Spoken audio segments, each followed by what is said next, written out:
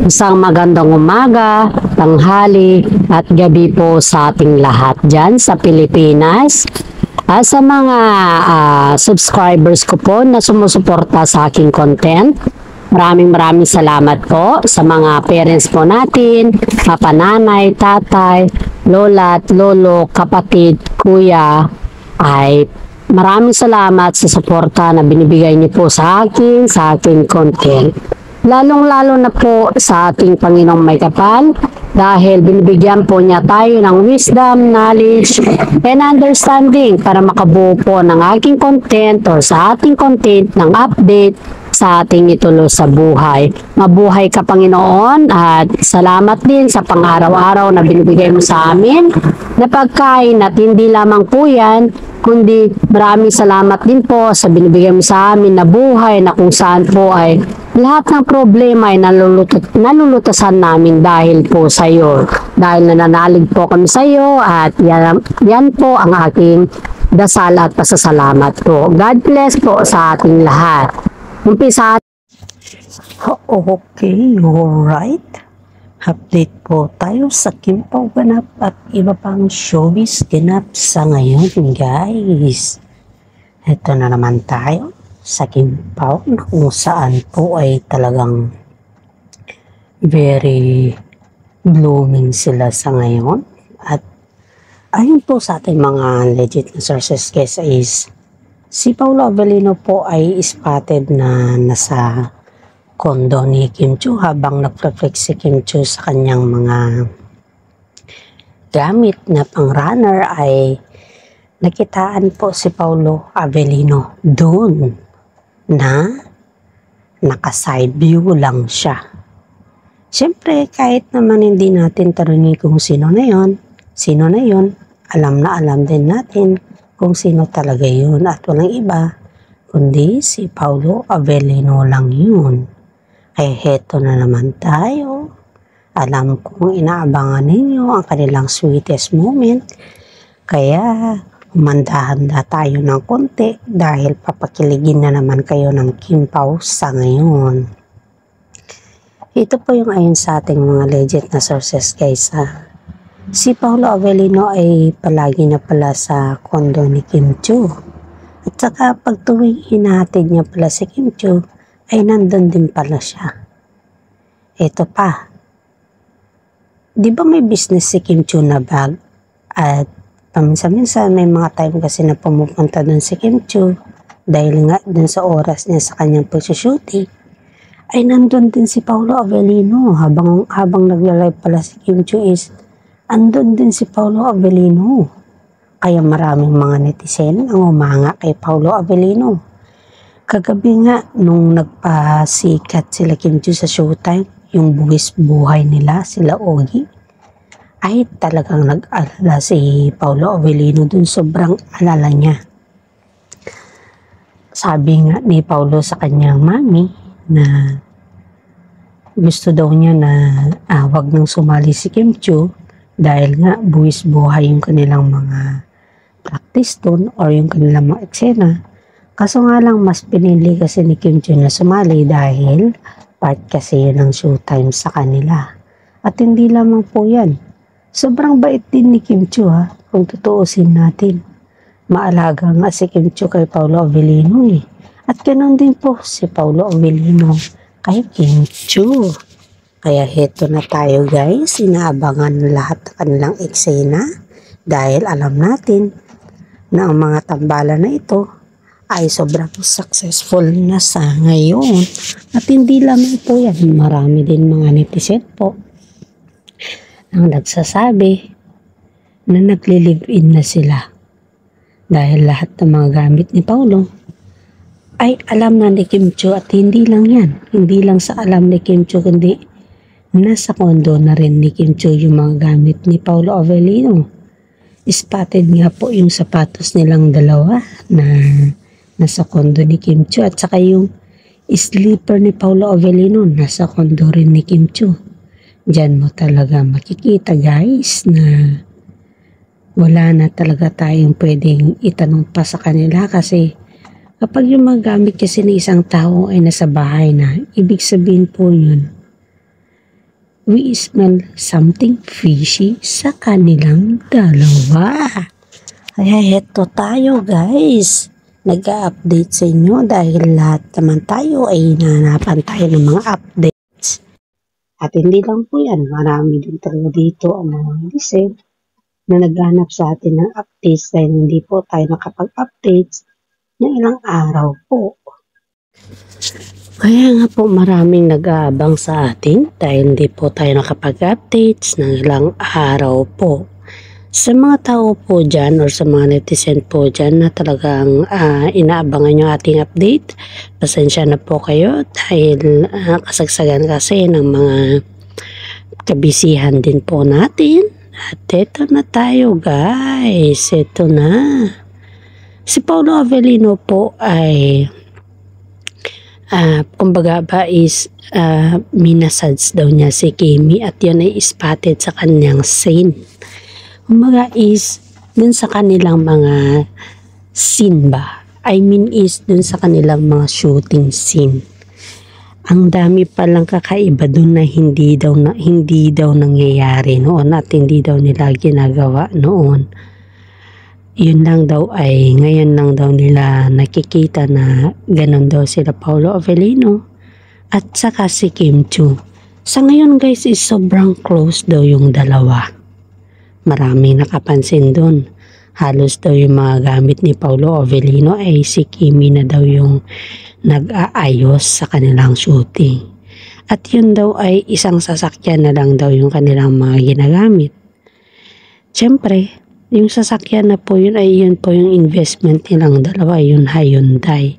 Kaya itong si Kimi, sobrang saya tuwing nandyan po si Paulo Avellino sa kanya. Hindi naman lingid sa ating kaalaman guys na supportive sila sa isa't isa at hindi din lingid sa ating kaalaman na si Paulo Avellino po ay tuwing lumalabas sila ni Kim Chiu ay nagpapasalamat siya sa mga tagumpay na kanyang natatamo sa ngayon. At alam naman ni Kim Chiu yan at hindi naman bago kay Kim Chiu yan, kundi lahat ng mga bagay niyan ay alam ni Kim Chiu guys. Kaya dito po natin makikita talaga yung tinatawag natin na they were so very blessed at may ending talaga silang dalawa. May mga isang fans po na nag-comment sa ating content na kung saan po is nung isang araw na comment niya po ito na sinasabi na hello vlogger, good afternoon. Basahin ko lang po hello vlogger, good afternoon. Ako nga pala wag mo nang banggitin yung aking pangalan pag ito'y binabasa mo. Just came from California po. Isa pa ako sa mga magiting nanonood sa inyong vlog at nakikinig. Si Kim Chiu po is from Cebu siya. I know na sinabi mo na hindi mo siya kilala pero sa amin kasi is we're from Cebu. Hindi din namin kilala si Kim Chiu kasi nung lumabas lang yan sa PBB, ang sabi kasi sa amin, she's from Cebu, chinita na from Cebu. At ayun po, doon lang namin nasubaybayan si Kimi. Where in fact naman na marami din naman na kami mga kapitbahay na nagsasabi na ang bata daw yan is sobrang bait. Kaya sinuportahan namin hanggang ngayon. At nung nag-vlog ka, doon po namin nakita yung updates palagi sa kanya. Kaya nga po, Kimi fans po kami sa ngayon at saka tambalan ng Paulo Kim Pao na po kami sa ngayon Ang mga tarpaulin po niya sa Cebu po is nagpagawa po kami sa kanya dahil alam namin na siya yung taga Cebu sa ngayon at sobrang sikat na. Kaya welcome namin si Kim Chiu sa Cebu dahil siya po yung ubod-tanging artista na hindi siya maramot sa lahat ng kanyang mga fans.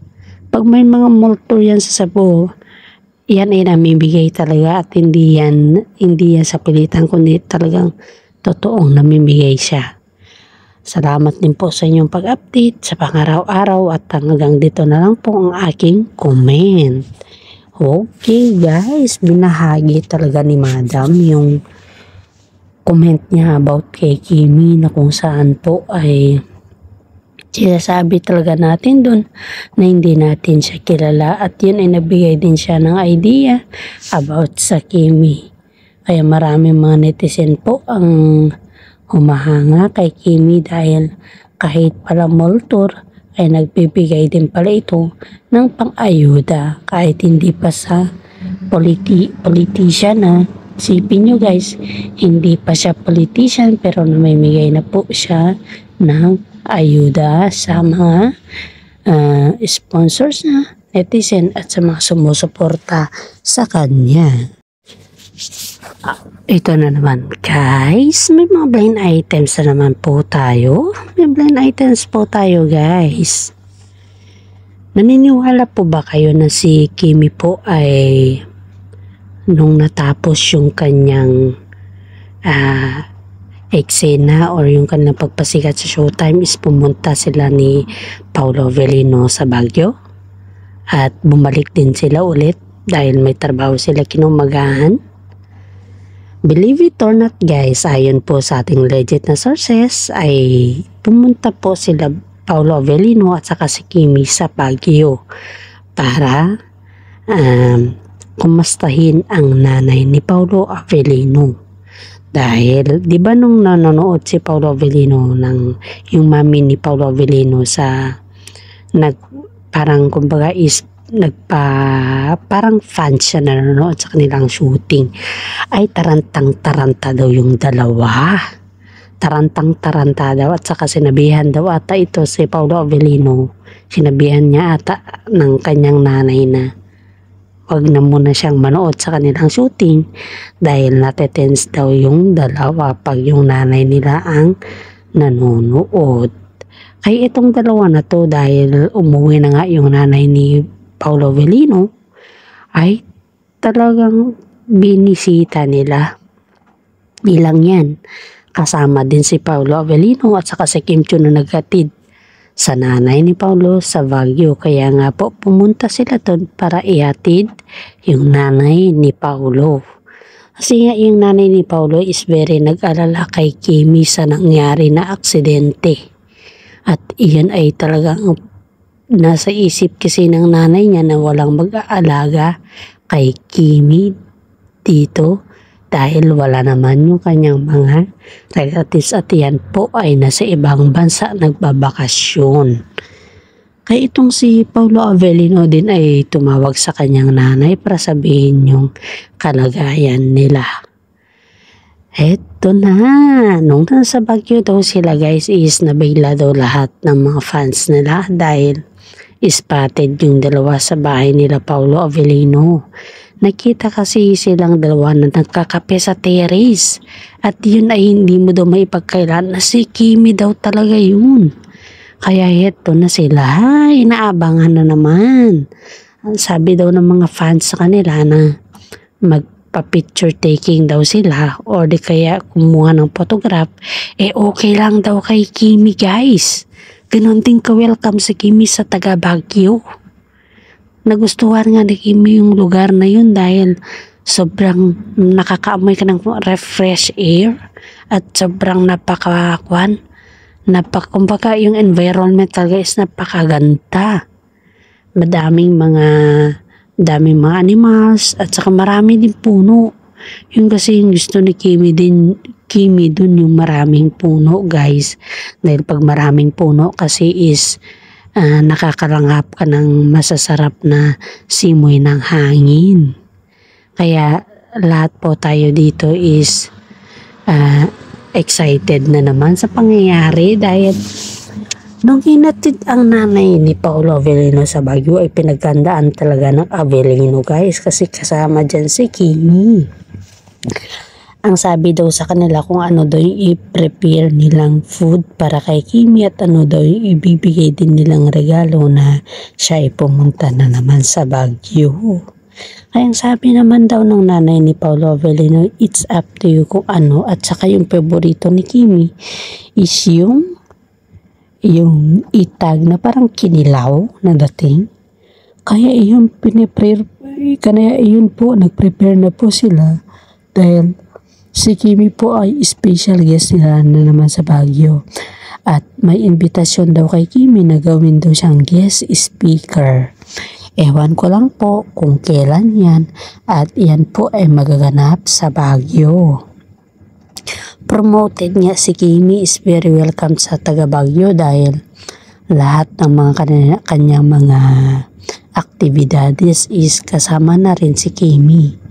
Kaya tayong mga netizen dyan guys, wag po tayong mawalan na pag-asa na hindi natin makikita si Kimi, kundi makikita at makikita din po natin siya. Silang dalawa. Okay. Dahil sa ka-prepared nila or preparasyon sa Baguio, ay naging excited na rin si Kimi na pumunta sa Baguio at dumating sa Baguio dahil dyan. Hangang-hanga nga po si Kimi dahil sa mga tradisyon ng mga taga-Igorot po. Alam kong hindi nyo maintindihan ang tradisyon ng mga taga-Igorot sa mga fans dyan na hindi nakakaalam. Yun po ay ibablog natin dahil yan po ay alam na ni Kimi dahil yan po ay nakatira ang kanyang husband to be. At sa mga kaganapan na yun, tuwang-tuwa daw si Kimi at saka yung nanay ni Kimi na yan po ay simpleng selebrasyon lang ang nangyari nung si Kimi ay dumating at inatid yung nanay ni Paolo Avellino. Si Paolo Avellino po is very protective kay Kimi na kung saan po ay nasaan si Kimi, nandun din po sa except lang kung yung kanilang mga schedule ay conflict at dun po natin makikita pag conflict yung schedule ay syempre hindi natin sila spotted. At saka may mga time din po na kahit ilang araw silang hindi nakikita pag yung nagja-jogging si Kimi is ang akala natin hindi kasama si Paolo Avellino, di ba? Hindi po.